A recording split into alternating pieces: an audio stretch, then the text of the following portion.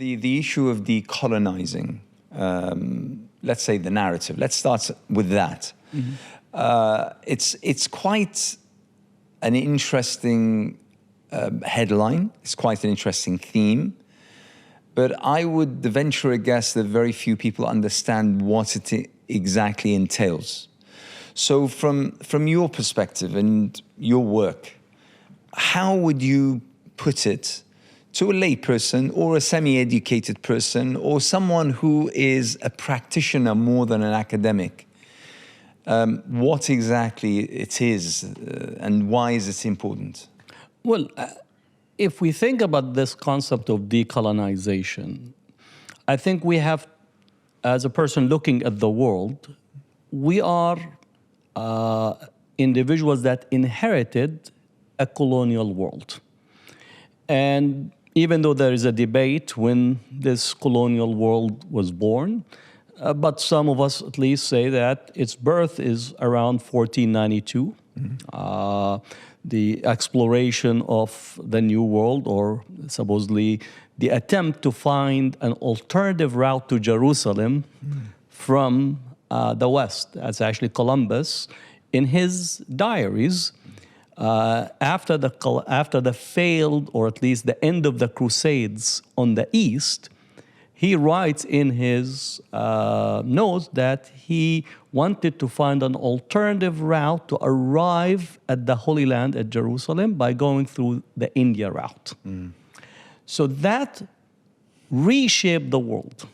Right? So we are inheritors of this world that is formed by colonialism, the colonization of the Western Hemisphere with multiple genocides, the circumnavigation of the Cape of Good Hope, and thus the colonization of Africa, South Africa, and then arriving to India of the British Empire, the Spanish, the Portuguese, the Dutch. So that's the colonial world. You see, if I may interrupt, and here starts the breaking down of things that we know as facts. For instance, I mean, you just said that Columbus was seeking a route to the Holy Land. Yes, absolutely. It's in his diaries. When everyone knows and everyone reads that he was actually searching for a way to India. But why? Exactly. He writes, and he was praying on his trip of actually being successful in order to... So that's the very first thing that needs to be stripped back so that we find out what the truth is. What the truth is, to understand that this colonial world was still shaped around the continuation of the Crusades, failing by 1187, and then other Crusades still continuing, but we know that the Crusades ended, right, by failure.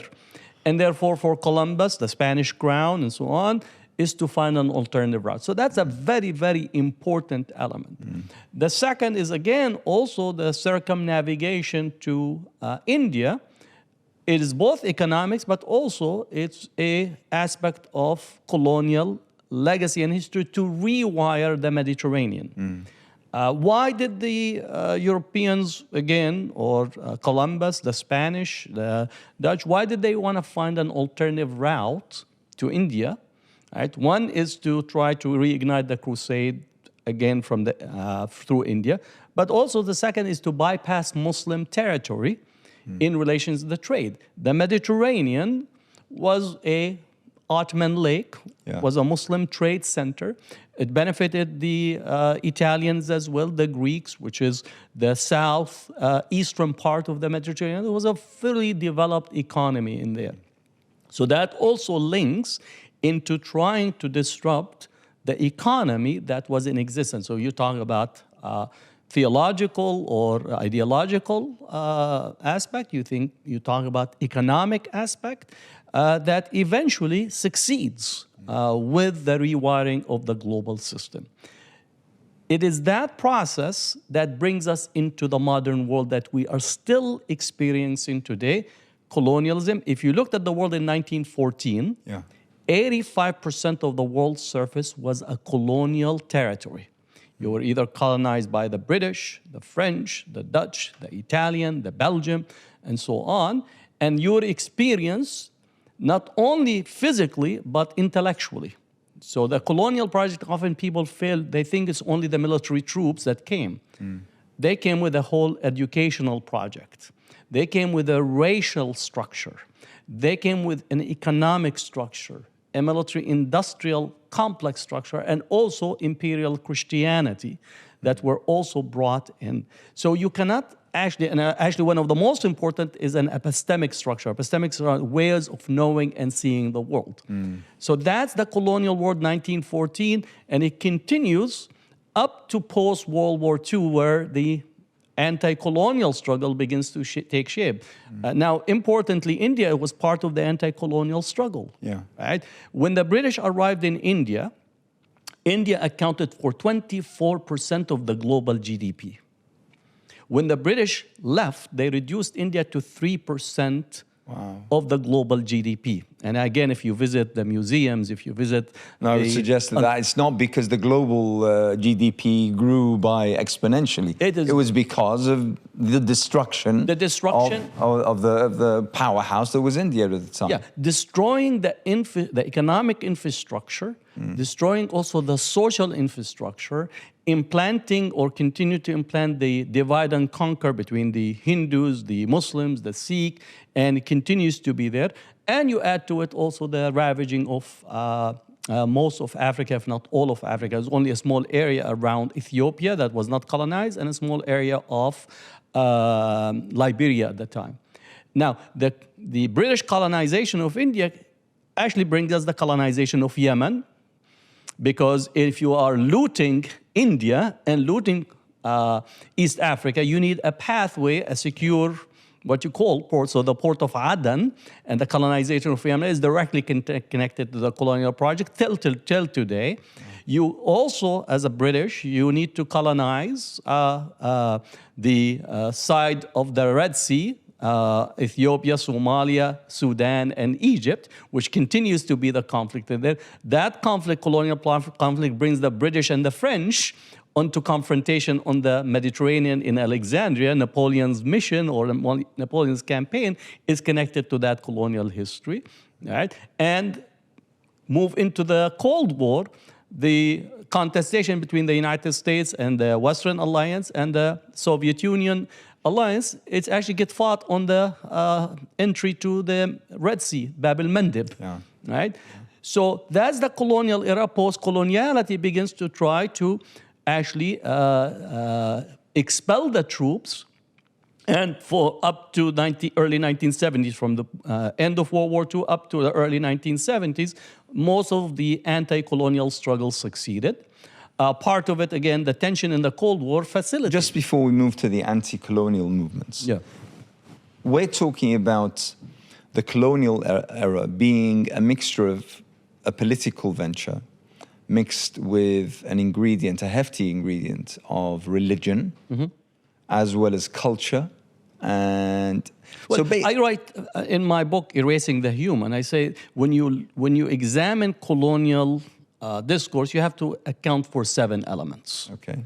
One, the colonial system was global, meaning east, west, northwest in its totality. Second, it was an economic system, extracting natural resources across the globe, right? And the Middle East becomes an important part when oil is discovered in 1908 in Iran. That sealed the region, and then you get the Red Line Agreement that is signed by the 7 major oil companies at the time, and it's still the same configuration with different, so it's a economic system. Third, it's a military-industrial complex system because it's the perfection, development, shifting of military equipment in order to facilitate the destruction of much of the rest of the world, which continues to be the case, military-industrial complex. Fourth, you are dealing with race and racism. Every place where colonial discourse was set, it created a racial hierarchy. Superior, inferior, again, you're here we're dealing with Darwin and the selection of species and so on, Darwin had a racial discourse as well, that basically the evolution put the whiteness as a white supremacist structure within that system. So you have to deal with this element in relations to race. Then you deal with genocide. Mass genocide, multiple genocides. Wherever colonialism actually engaged, there is mass genocide, whether it's in the Americas, in India, right, with not only one genocide, multiple genocides in India. King Leopold in Belgium, in the Congo. We have a country that called Rhodesia, right? Yeah. Cecil Rhodes, that also wanted to create a road from South Africa all the way to Egypt to connect. Actually, they divided Africa. Wherever Africa, in terms of Eastern Africa, right, that became the British zone. West Africa, it's mostly French with some elements of Dutch and so on, Belgium. Right? So you have multiple genocide, and added to it, again, the genocide of parts of Algeria with the French. The estimate, again, 132 years of Algeria's colonization by the French, estimate varies. The last year and a half or last 2 years is about 1.5 million. But over 132 years, you're dealing with close to 6, possibly 5.5 million Algerians that perished under the French. And part of the practice of the French, that whenever they killed one of the Algerian resistance fighters, they used to decapitate his head and transfer it to France to display it and exhibit it in the Museum of Men. Like in 2018-19, an Algerian anthropologist was researching and found a whole collection of severed head, decapitated heads of Algerian fighters that were being held by the French. And over a period of time, the French agreed to repatriate, I think, 24 of these skulls. They still have many of them. This is very important because often they project on the global South the savage, right, construct. So you have this multiple genocide that has been committed against the global South. Then 6, which is very important, the enslavement process. Right? So colonization utilized enslavement as part and parcel of the system, that on a low estimate, 20 million Africans were in the enslavement. Some put it at 30 million, including large segment that died in the Middle Passage. Important that between 15 to upward of 30% of all the enslaved people that were transported to the New World were of Muslim background. Again, the work of Sylviane Diouf is very important. The last 7th element when we talk about colonization is epistemology. We all are required, and up till today, to see the world in Eurocentric world. The modes of knowledge we actually take on are Eurocentric. Our understanding of human rights is Eurocentric. International law is Eurocentric. Philosophy is Eurocentric. The world atlas. The world atlas is Eurocentric. So many universities, you'll have an introduction to philosophy. All what you read, right, the introduction of philosophy is Western philosophers. You're telling me that the Chinese, who have 5,000 years history of actually philosophy, of political science, of engagement, they have not written anything, nothing to say. You're telling the Africans, which is the birthplace of civilization, the Hammurabi and the first legal Mesopotamia. You're talking about the Egyptians, the hieroglyphics in there. So nobody thought about philosophy until some people here in the neighborhood of England, France, Germany, Spain, and a few others. That's the only philosophy. And then they also, what you call, create almost a diminutive, so you actually go and say, well, you're going to study Chinese philosophy. So there is philosophy per se, and then there is what you call the ethnic philosophy. It's not the same. So you take a course, right, as studying ethnic philosophy, which is not the same. So these are the arbiters of what is, and then you are sent. That's at the university, whether it's Oxford, Cambridge, Berkeley, Harvard, across the board. And unfortunately, in the global South, because you want to be included. So you actually begin to replicate the same type because the standards of what is knowledge is Eurocentric, and therefore you begin to reproduce your self-erasure academically and intellectually as a way to be included. So what you're describing is, I mean, we're talking about centuries ago, but essentially what It's today. the term that we use today is social engineering, where you're transforming the perception of the other. You're talking about, in fact, you are recreating the perception of the self as being the master of all, as being the privileged, as being, someone who is due everything, and therefore whatever they do is excused, is justified, simply because, I mean, we sometimes here in England go back to literature such as, the burden of the white man and the white man's burdens, and we think that is, let's say, the proof of the pudding. But actually, you're going way back. You're going way back to times of Columbus, when all of this became. And it's quite a sophisticated and complex venture. I mean, you're talking about 7 elements, each of which is quite, significant in terms of its size and specter in terms of its project. Well, colonialism is a project. Is not only a matter of they arrived at the shore and they entered and after 1965, 67, the resistance, and they left, and we're back into what you call business as usual. We're enjoying ourselves, and we have the chief, and we have a national anthem, and so on. Even the flags in many of the global south were actually designed by the French, the British, and so on. We have the Francophone zone, right, where the French actually have set up the currency that regulate the Francophone zone. The French continues to dominate the 14 countries. And part of the feature of post-coloniality, which Edward Said began to write, focusing on the literature at the time, which is very important, to demonstrate and to show how post-coloniality is still, the colonial system is wired into it. And often you have some people in here who seem to be, or at least try to be sophisticated by blaming. See, you got your independence in 1965. You've been there for 50 years. What did you do with the independence? It was been better. And there are some people say we would have been better under the British. At least the train would run on time and the streets are clean. But this actually makes the assumption that the removal of the troop is the removal of coloniality. So post-colonialism is colonialism without the troops.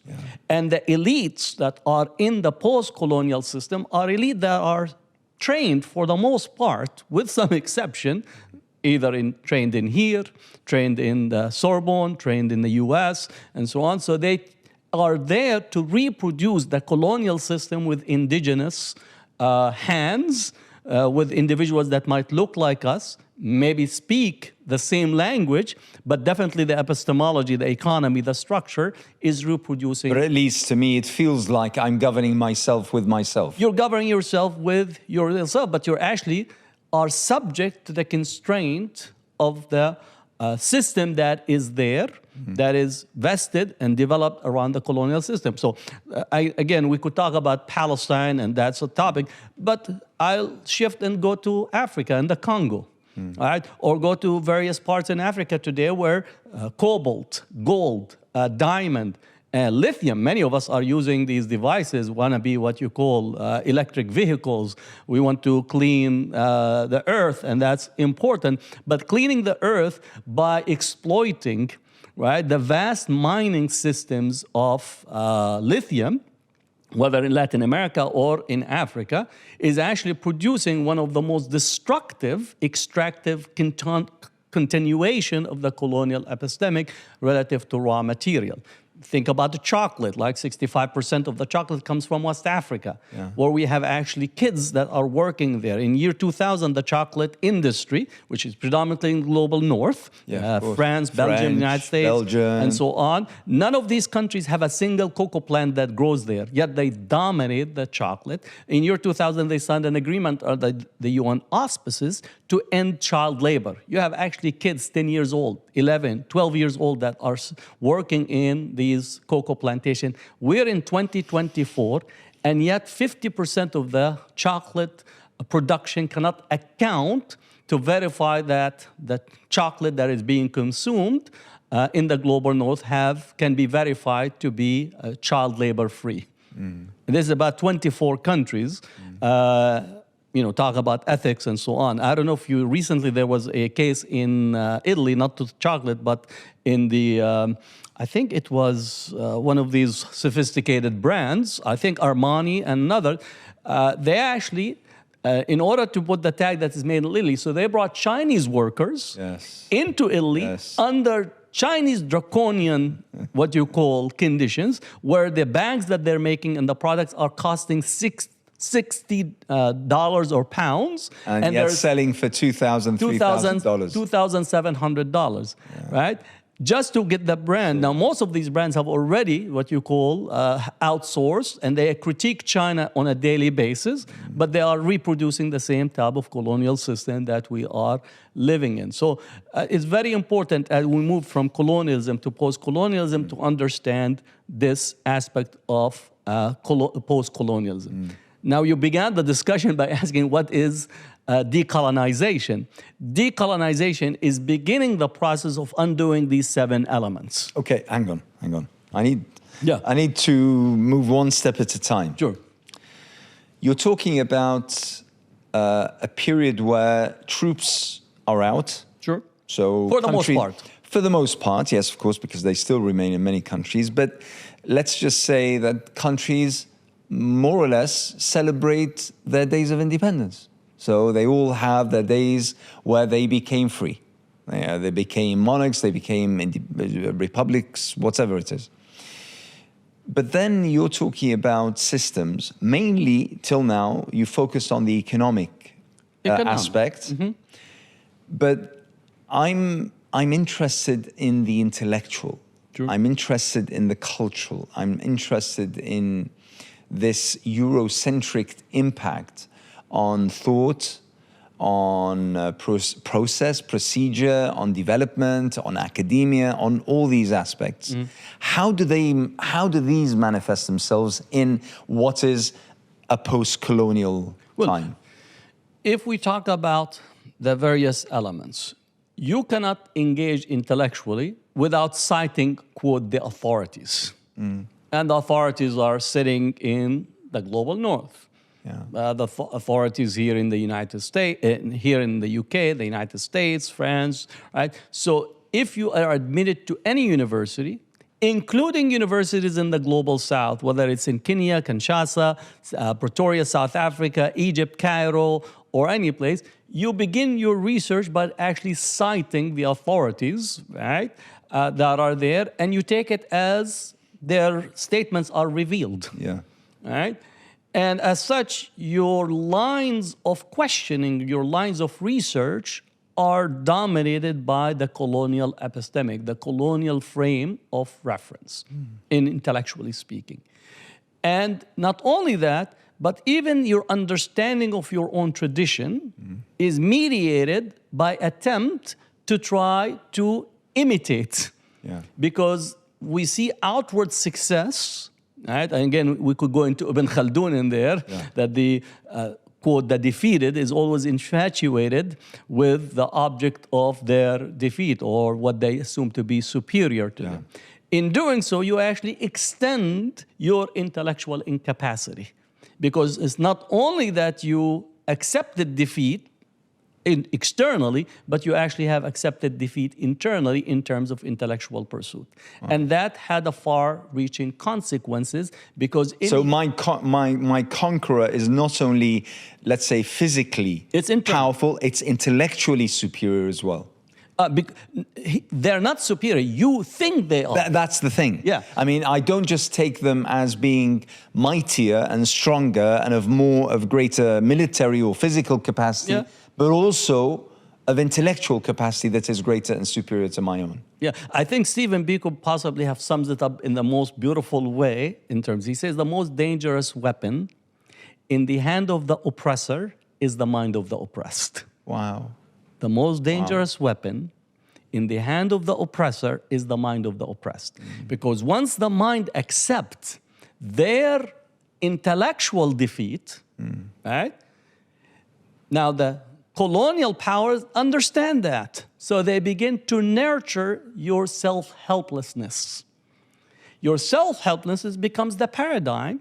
And that's why whenever we want to do a project, we say, oh, we need to bring the French. We need to bring the Americans. They know better. Even though that you might have a person in there that knows every minute detail that needs to be done, but because we have accepted our state of inferiority, and as such we constitute and project literally a living human God, superior, right? And begin to actually relegate our incapacity and our inability to conduct ourselves in that way. So that's one of the most, I would say, devastating impact. And I compare it also as another example in terms of the elephant, the huge elephant, right? Is managed by a small little guy, right? And the training becomes that in the early childhood of the elephant, you put a chain, right? And the elephant, by the time over a period, they written on their mainframe, the mind, the chain. Right. And associated the chain with the person that is there. So we have reached across the global south, not only the Muslim world, but across the global south, right, into a state of written in our mind our incapacity, and written in our mind the superiority of our colonizer. You could also see it outwardly. I often joke with people. I bring to my class what you call the cream fair and lovely, which is literally to burn your facial feature. Yeah, it's bleach. It's bleach in order to whiten your skin. Why? Because the epistemic in colonialism developed self-hate as the standard by which we measure ourselves. And I was told by an Indian academic recently that that constitutes one of the biggest sellers in India. Absolutely. In India, and across the global south. In China, right, and parts of Asia, the eye socket augmentation is one of the wide, because everybody wants to get the so-called superior eyelid that is identified with standards of beauty. So the Western typical image has become the emblem for beauty, for superiority, for success, for achievement, for... Nose augmentation. Again, the Arab world is just endemic. Everybody wants to have what you call a nose job, thinking that in doing so, they elevate themselves to a standard of beauty that is not tenable even for the Western world. Wow. Right? So all these are part of what you call the predicament that we are in, producing a structural self-hate and a structural incapacity that empowers the continuation of the system, beginning in colonialism, into the post-colonialism, into the current period. And then you receive these delegations, right, coming from the West to tell you how you need our help because you're incapacitated. So I always say, if the IMF, the World Bank, or the diplomatic delegations come to your town, run to the hills. At least you're safe. Wow. Because at least you are able to distance yourself. Create a physical barrier of sorts. Create a physical, but also you contemplate your own question. The questions that we're asking are the wrong questions, because the questions are being formulated around colonial discourse. Right? Okay, so now, decolonizing all of that. How do you do it? How do you strip all of that? I think still the most important element is for us to actually understand by reading, by engaging our vast traditions in the global south. I don't think it's coincidental that the last revelation, again, a person that have a deep faith, the last revelation that comes to us from the revealed text is Iqra, read. Not only read in a confined, but read in order to understand. Read to both comprehend your history, but not actually live in it. Right? Because we often read the glory part of history, but we actually fail to recognize that we need to read it in order to understand, because we're a human family, we're a human species, that we are not divine, we're not angels, so we have to understand the mistakes that have occurred in the past and how to actually make the corrective. So reading is very, very important. We also have to contemplate intellectual projects, because the questions that are confronting us are massive questions. There is a research from Duke University. From 9/11 till now, 4.5 million Muslims have perished. If you take it back to 1979, from 1979, Iran-Iraq war, the intervention in Kuwait, with the Iraq-Kuwait war, the wars in Sudan, the wars in parts of Chad, the wars in Syria, and so on. From 79, you account to almost 13 million people, right? Muslim people, again, Afghanistan and so on, have perished as a result of the continuation, right, of this war of intervention that is built on colonial legacy and colonial demarcation. So there has to be a deep understanding of the predicaments that are there and how to extract ourselves. Part of also, we have to provide a different economic vision to the world, right? Meaning that we have to envision a different economic world than the capitalist system that we are in. I do believe that capitalism believes in the concentration of wealth in the 1%. So if the 1% is successful, trickle-down economics and so on, that's the model, right? Neoliberal economics, privatization, all that is being thrown on us. And basically, it's being constituted as almost divinely inscribed. So I'm very critical of people that at least try to approximate to say, well, we could be like you. No, I don't want to be like you. Right? Again, if you think about the 1%, if I'm making $1 million, you're making nothing, our average income is 500,000. I'm eating caviar and you're salivating, looking at me in that way. That's the system. I do believe that our conceptualization have to be an economic of cooperation, right? In the Quran it says, tijaratan an taradin, that I have to be successful and I want you to be successful. We don't need to compete because, again, success is in the market and God. We see this in all traditions where markets were formed from competitors in the same field of selling. In the capitalist economy, no. All the gold sellers are all concentrated in one market. And if you don't have it, you actually ask the person to go to your neighbor. In some traditional markets, when a new market opens, merchants will close and tell you to go and try the new merchant. True. Right? These are conceptualization that knows that economic, what you call activity, is not centered on eliminating your opposition or becoming larger in a monopoly way, in such a way to eliminate. So we have to conceptualize this way. We have to conceptualize different engagement with the earth and the world system, right? Where we see the environment as part of our... very quickly, and this might be a little bit of a tangent, but are the recent coups that we saw in West Africa, do they, in your vision, do they constitute, and especially the statements that came with those coups, that we want to break the shackles with France, we want to break all, the former contracts and the such, do you see those as, let's say, steps in the right direction? No, absolutely. I think some of the most advanced thinking on decoloniality has been taking place in Latin America.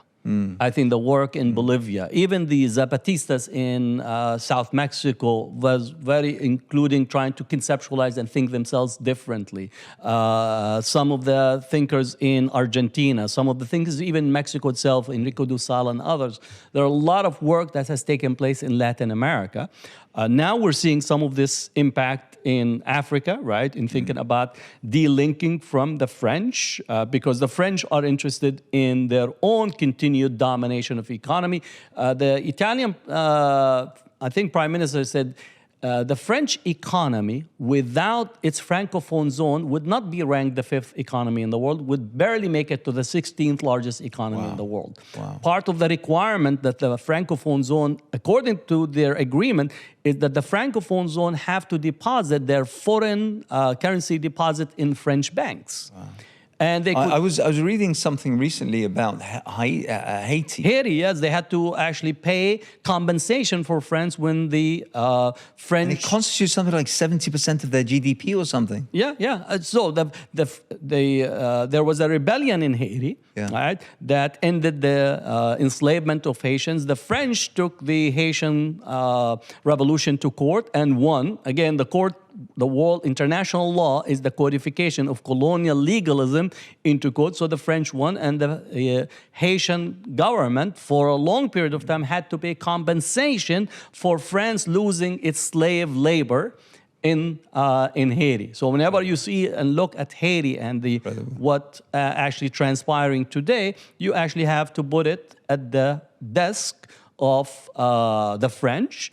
And literally, Haiti is often described as one of the poorest countries in the world. Yeah, well, they had And it's because- extracted so much sugar plantation, resources, so on. I think the French should pay compensation, reparations to the Haitian. The French should pay compensation to the Algerian. They should pay compensation, reparations to the Senegalese, the Malians, right? But this President Macron stands and gets up every other day and says, Islam has a problem. Yeah. Islam has a problem? You're talking about literally you would not have all the riches that France is benefiting from raw material and extracting and economic well-being without the Francophone and without their continued domination of these zones. So let's go back to decolonizing. So decolonization in the economic zone and decolonization in a way that will shift the boundaries of what collective uplifting of the human beings. I do think we need to reimagine and almost shatter in an iconoclastic way white supremacy and the racial paradigm that is operable, right? That will be our contribution to how to think in decolonial ways relative to collapsing and demolishing white supremacy. We are still in a white supremacist world, and you see it here in the UK. You see it with this, what you call replacement theory. That's white supremacy in steroids. You see it in Marine Le Pen in France. It's white supremacy. You see it in Bagheera in Germany, white supremacy. You see it in the Dutch election with Geert Wilders, white supremacy. Right? I always say that Europe has not yet, and the United States have not yet learned how to live with the other. Their historical approach, right? Historical approach, either to commit genocide to the other or transfer. Wow. Right? They did the genocide to the other internal other, which is the Jewish population, right? Whether you're talking about the period of the Crusade, every time that the Crusade armies went, wherever they marched, they actually engaged in pogroms against the Jewish population. And that was the internal enemy that is considered. They are unable to live with the other.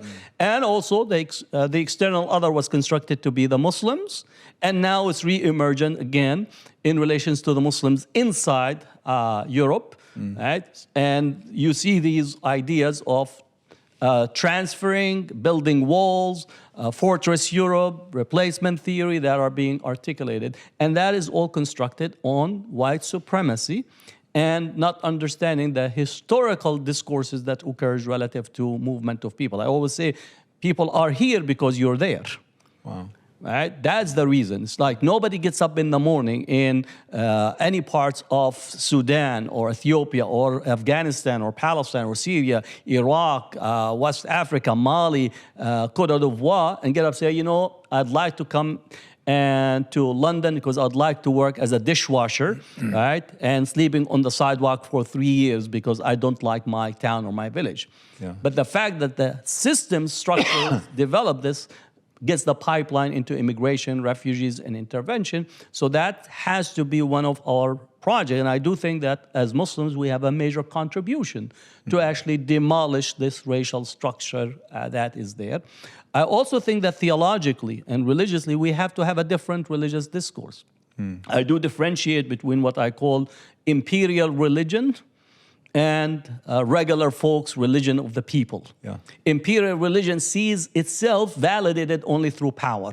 Right. Only through an F-16, right? In God we trust. Yeah. Or a dynamics where if the king says something that this would be validated by issuing a religious edict in order to authorize this. I think that we have to challenge the notion that associate colonialism, associate power that caters to domination as an epistemic of religion and actually think of a liberation theology in that way. And I know that the term liberation theology emerges from the Christian tradition in Latin America. Yeah. Catholic theologians, Yeah. right, who looked at the U.S. intervention, Christian U.S. at the time, right, were thinking in terms of Christianity, the evangelists and so on, and they actually came with that religious tradition, the reading of the biblical text should be one vested in liberation. So liberation theology, the Catholics actually had a discourse about it. Interestingly enough, the United States actually engaged in fighting and opposing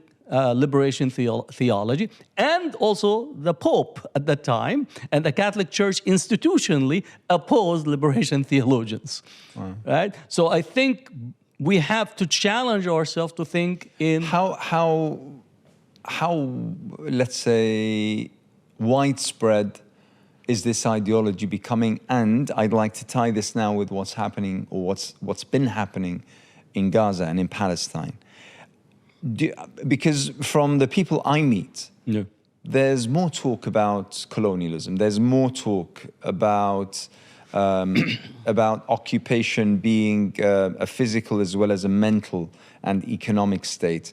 There's more talk, even through BDS, for instance, people are saying, that kind of interwoven economic network, interest network, that serves only one party at the expense of another. So from my perspective, at least, I'm seeing that there is an acceptance of this, and there is a promotion of this. However, from your perspective, and especially you being, the furthest west of the United States of America, and in the sphere of academia, how do you see this growing? Well, I would say that when we're talking about decolonialism, I would say we have to think of it in an accumulative way rather than being a spontaneous shift. Right, it's not a switch on-off. It's not switch on-off. And I do think that the end of apartheid in South Africa was a very important moment in this trajectory. Right? South Africa was not only the fact that you had an apartheid. South Africa, you could see or think of it as the last settler colonial project to collapse in Africa. So Nelson Mandela coming out of prison was also a signal that settler colonialism in the dynamics in Africa was coming to an end, over. Yeah. They still have a lot of work, so it's not to idealize, but that was an important moment. It also corresponded to the collapse of East-West, meaning the Soviet Union collapsed, and you have the triumphant emergence or triumphant articulation of the United States, clash of civilization on the one hand, of Huntington, right, which is again, Edward Said said it's a clash of ignorance, right, and also end of history, Fukuyama. So they were triumphant in this way, but historical development actually continued to unfold.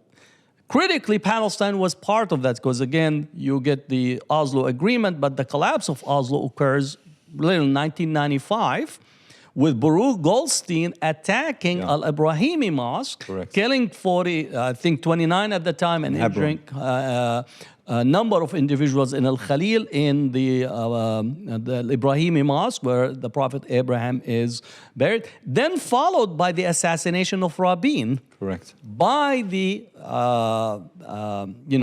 right wing in Israel. Netanyahu was part of the agitating at the time against Rabin, and therefore those lines literally, as South Africa is emerging of settler colonialism, you have a consolidation of settler colonialism in Palestine. Move forward, the United States gets to be involved in both post 9/11, right, or 9/11 as an event, but then the literally the lying to try to push for the Iraq invasion. And Netanyahu again comes to Washington, D.C., gives a testimony and urges the United States, otherwise you're going to find a mushroom cloud implying that Iraq has nuclear weapons and so on. And that's where you get the U.S. intervention in Iraq, which is a major disaster, but also begins the whole discourse of post-facts, right?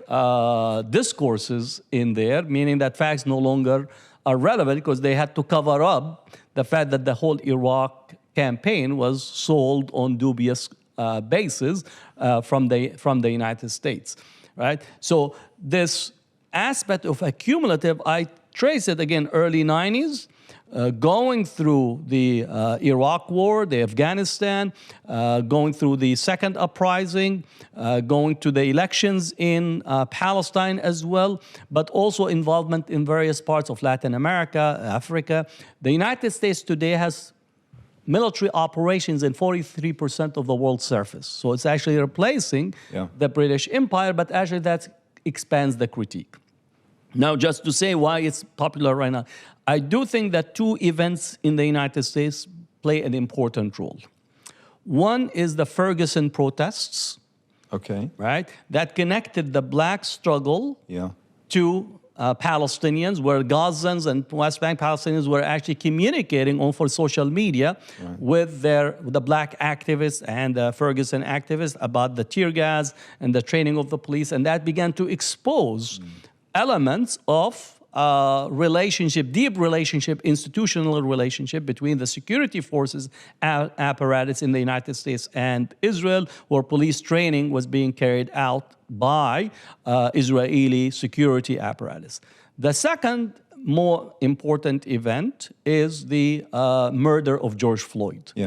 Right? That 9 minutes, 48 or 49 seconds, that was an iconoclastic moment of shattering and putting into public display the racial structure that is built upon the economic, political, social, religious, and so on.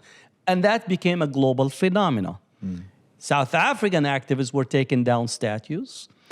Here in the UK, people were taking statues and trying to change names of buildings. In France, in different parts of the world, that opened the conversation about colonial history, genocides, enslavement. So all the questions that were supposed to be taboo in the global north were no longer taboos.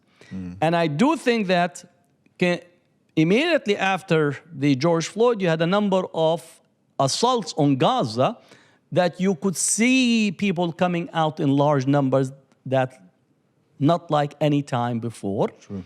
And I think what we saw in this current period, the assault on Gaza and the bombastic nature of Netanyahu and his government, and its connection to the bombastic aspect of U.S., whether it's in Trump or even the Democratic Party that's trying to outdo the Republicans, or in Boris Johnson during that period. So all these configurations have arrived to us for people beginning to think of Palestine on the one hand, but of a different world structured around the concept of decolonization. Now, some people might not have a full articulation of what decolonization, but it's actually the idea cannot be outdone by saying that such and such person does not know what the full articulation. Most people would not know the full articulation, but the concept itself now has permanence. But you'd assume that the vast majority of people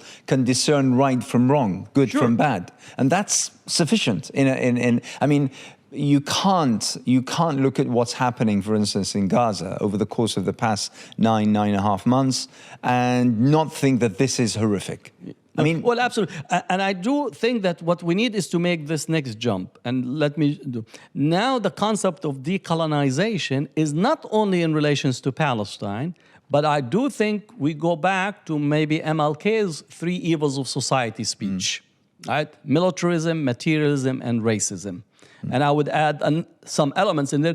But now decolonization has to take place in the global north, as it needs to take place in the global south.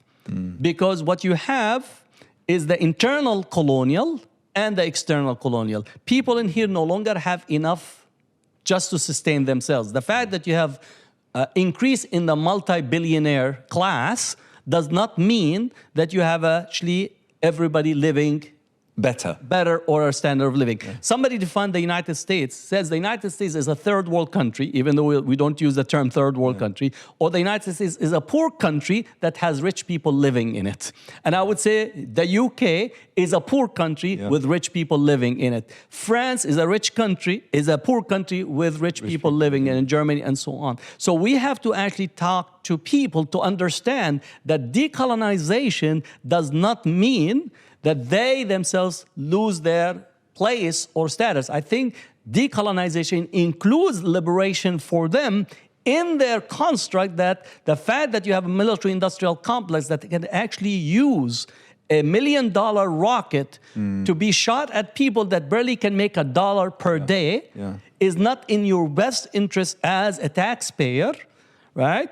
And to think that you're empowered because more people are being killed on the other side. So we have to actually articulate decolonization as a global phenomena that will transform how we see ourselves in education, healthcare, You've just reminded me of the hottest topic in every election, especially across Europe now and recently in the UK, was the issue of migrants, of boats crossing the channel.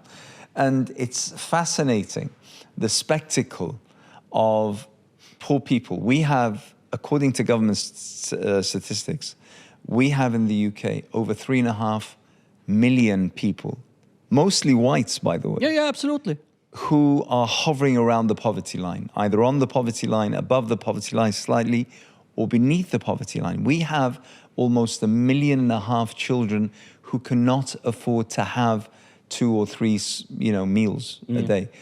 Like you say, it's a poor country with rich people, but it's fascinating to see how the richest amongst us, which are less than 1%, have sold the idea to the poorest in this country that it is the poor people who are coming to this country that are costing them and making them poor. Sure.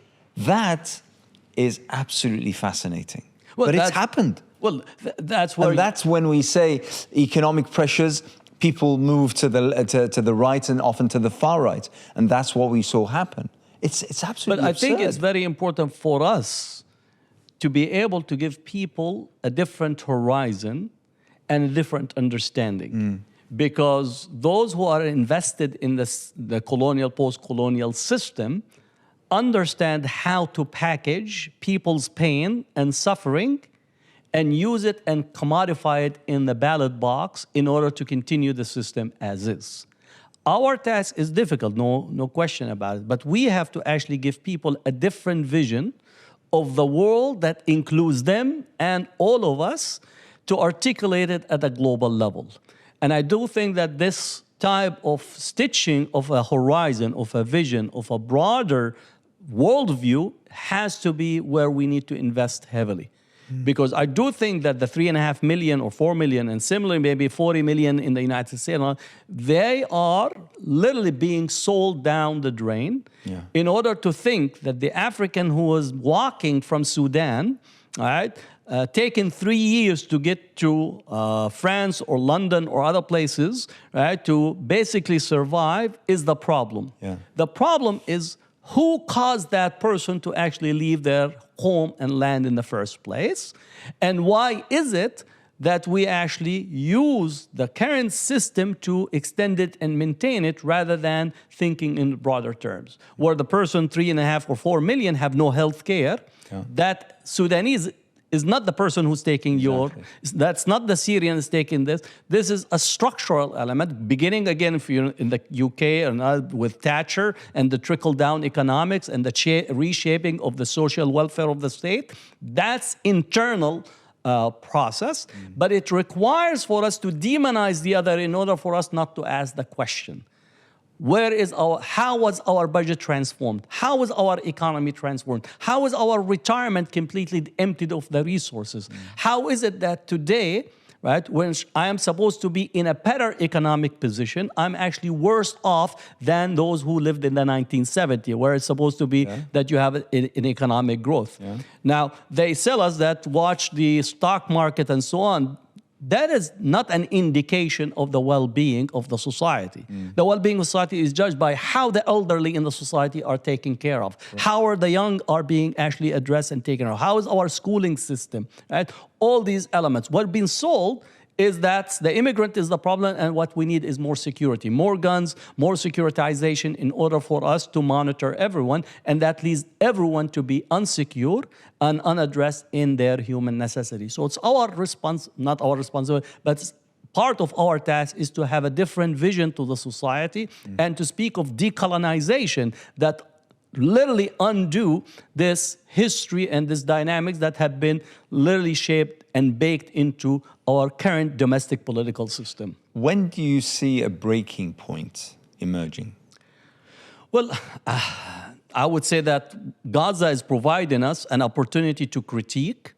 And I do think that we have reached a tipping point in the questions relating to Palestine, but it's opened the questions relative to Africa. I think it's very important for us to critique what is taking place in the Congo, to critique and speak about what is taking place in Sudan. It's also very important for us to critique of what happened in the Gulf in terms of the resources and mobilization of resources toward extension of U.S. and European policy in the way that it is. So I do think that we are at a moment of a tipping point in mass mobilization. And I do think that's where we need to invest in trying to articulate visions and ideas that possibly could push forward. I'm very optimistic. I'm very optimistic some of the election outcomes in here. I'm very optimistic in terms of what happened in France, where the rising tide of the right wing and Marine Le Pen. So there is definitely optimism in there. I'm optimistic on some of our colleagues in parts of Africa that are rethinking their political priorities. There are some colleagues in Latin America that are thinking profoundly. Also, other parts in Asia, whether it's in Malaysia, in China, Japan. There are people that are really thinking in deep question and thinking about a different world. Mm-hmm. My critique is that the Muslim world is almost nowhere to be seen. We don't have any place where actually thinking of decoloniality. We're still vested in an imitative project. And I think that's some of our work, is to see how we could regenerate some of those ideas that could actually make a transformative change. Thank you very much. I appreciate it. Thank you.